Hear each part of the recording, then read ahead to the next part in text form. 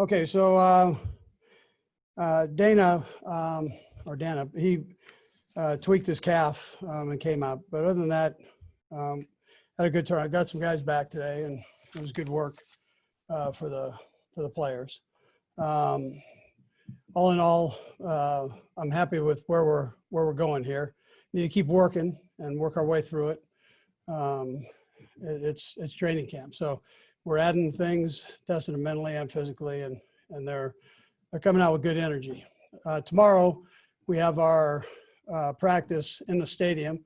Look forward to opening that up to the fans and giving them an opportunity to see, and also kind of get the mechanics of game day down. So we'll function like that as a staff, all stay on the same sideline and come out of the tunnel and so on, the things that the guys don't have a chance to do during preseason games. So all in all, it'll be beneficial. It'll be beneficial for for Mark Donovan and his crew to be able to set the stadium up and go through that procedure, a good dry run for everybody. So anyways, with that, time's yours. Sam McDowell. Go ahead, Sam. Hey, Coach. Hope you're doing well. Yeah, thanks. We're talking to Juan today, and Juan Thornhill. I'm wondering, from your perspective, how did he attack this thing in terms of his rehab, and also, especially late in the season, second half of the season, what did you see from his progression as a rookie? Yeah, I thought Juan got better every week, and he's a talented kid. It was just a matter of getting out and doing it, and every week he improved, and so I know he's looking forward to getting back in there and playing. He's been able to ramp up here a little bit and get a little work the last couple of days, so that's good. He attacked the whole procedure with the knee. His rehab, he came with energy every day and worked like crazy to get that back, and here he stands, so it's strong and he's working hard. Let's go to Adam Teicher. Go ahead, Adam. Hey, Andy, how you doing today? I'm good, Adam. Thank you. Good. Hey, a couple things, Andy. First, do you have a sense on when Tyreek Hill will be back to practice? And secondly, your defense made a good number of plays today. Everybody knows what your offense can do when it's rolling. So do you like to see that when your when your defense stands up and makes its share of plays on a day like this? Absolutely. The better we are on both sides of the ball in special teams, the better football team will be. So I love the fact that they're challenging. They're going back and forth. Great energy. We're getting a lot of works with ones versus ones, which I think is important. And they're pushing through and challenging each other every play, which does nothing but make you better. And then what was your other part there? Oh, Tyreek. So Tyreek, it's day to day. It's not a big tear or any of that. It's just, but it'll be a few days. We'll ease him back in, and he got great work here the first part of camp. So let's go to Aaron Ladd. Go ahead, Aaron. Hope you're doing well. In reference to the decision that the club put out yesterday to kind of ban Native American imagery on fans inside the stadium, I'm curious if you had the opportunity to be a part of the conversations the organization had between Native American groups, and what's your thoughts on where the decision as a whole?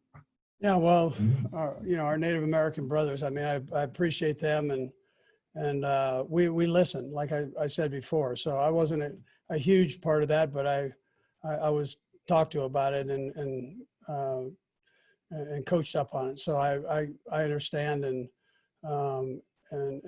listen. It's that time, and Clark does a great job with that, as Mark Donovan does, in listening and making changes as needed. So, but listen, we appreciate again our Native American brothers. I mean, absolutely. Let's go to Nate Taylor. Go ahead, Nate. Hey, Andy, good to see you. I have two questions for you. Nick Keiser's getting a lot of reps. Just how beneficial is that for him to get both reps with guys like Chad Henne and Patrick Mahomes as you sort of evaluate him without the preseason? And then secondly, to build off what Aaron's question just a minute ago, in terms of the team's decision, just how much had this been discussed over the last year or so within regards to obviously what the sort of tone is being changed culturally and trying to better listen to Indigenous people? And how much were you a part of the process, if at all, with Clark and Mark in terms of discussing what the team may want to do with fans moving forward? Yeah, so listen, that's not my area, although they talked to me about it. So I understand. I just like the fact that Mark and Clark, they're willing to listen and willing to work on things, and they don't waste time with that. I mean, it's I love that part. So and then your other part, yeah, we'll just keep getting better in that area. You know what you were saying. So Let's go to Matt Derrick. Go ahead, Matt. You know, Coach, between OTAs and the ramp-up period and the acclimation period this year, you know, you're probably short about 15 to 20 practices of what you would normally have. Do you find yourself just doing the exact same things but just spending less time, or are there things that you cut from the routine that you would do in most years you just can't do this year? Well, you don't get a lot of repeats on situations. So you try to make sure that you have them all covered. Utilize your walkthroughs that you have in the afternoon, and make sure you're there. You make sure your film study is complete, which can be tough during camp with the number of plays that we run. So, but you're in the meetings and everything else that's involved with it. So, but you want to make sure that you cover all of that, and you do. You listen. You lose opportunities of not only including the off season, but also during this time here. But the mental part, you got guys that have to stay sharp, coaches and players, and make sure we have everything covered. Let's go to Herbie. Go ahead, Herbie. Hey, Coach. How you doing? Just two quick questions here for you. We get Ben Niemann here shortly, and I'm curious, what's been his biggest step from last year to this year, as you had a chance to evaluate him over 7 days of practices? And lastly, I'm sorry if I didn't hear you say what was going on with Jarius Sneed. We didn't see him out there today, so what's his status? Yeah, Jarius, we just rested him. He had a little tweak, so we rested him. So with the other, what was the other part, Herbie? I mean, you guys are like double dipping me here. You guys are beautiful. Ben Niemann. What was the biggest step you've seen? Yeah, from him? yeah. So I think he's put on strength over the year, and I thought that was big for him. So Ben has got a great football mind. He coaches kid, that whole thing, and but the physical strength, I think he's added to that.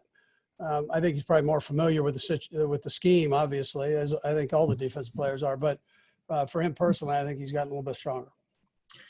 All right, guys, we got time for a couple more. Let's go Pete and then Seren. Go ahead, Pete.